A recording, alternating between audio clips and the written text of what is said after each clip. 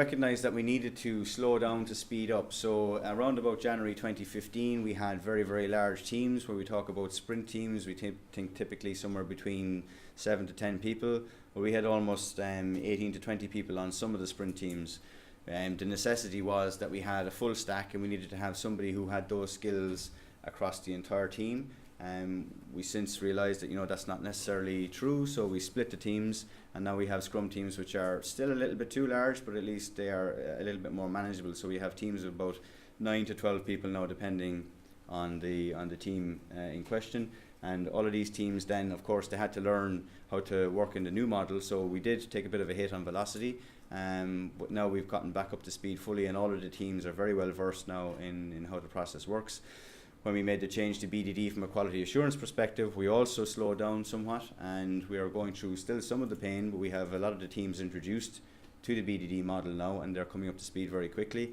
But the recognition is that the benefits of BDD far outweigh the slowdown in velocity, so we are persevering with the program, and we are seeing the benefits for the teams that have fully adopted it to date. The standard, that's the main thing that we've got. So the standard language, helping to drive everything forward and keep everything on an even keel. Moving on into the future then, we are going to need to change our definition of done. So we need to shift the level of responsibility to the left. So no longer can development just abdicate their responsibility when they're finished with the development. They need to be involved in the process.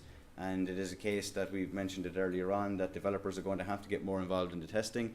It's a dirty word for a lot of developers, but it's something that it's going to be unavoidable into the future. So we are looking at changing our definition of done to mandate that your code is not done until it's actually in production and live. So we're looking at putting that responsibility and that onus back left into the process. We're also looking at requiring automation as part of our definition of done. We had it in there originally, but we weren't anywhere near mature enough to warrant it, so we removed it from the definition, and we're going to slowly reintroduce it again now. A lot of the teams will have maybe 1 or 2 automation test cases as a satisfaction criteria for their definition of done. We need to move a little bit more forward than that now, and get to a position where the majority of the test cases, once we're finished with the sprint cycle, that they are in an automated state, and add those to our regression suites. So that's something that we're looking at adopting into the future.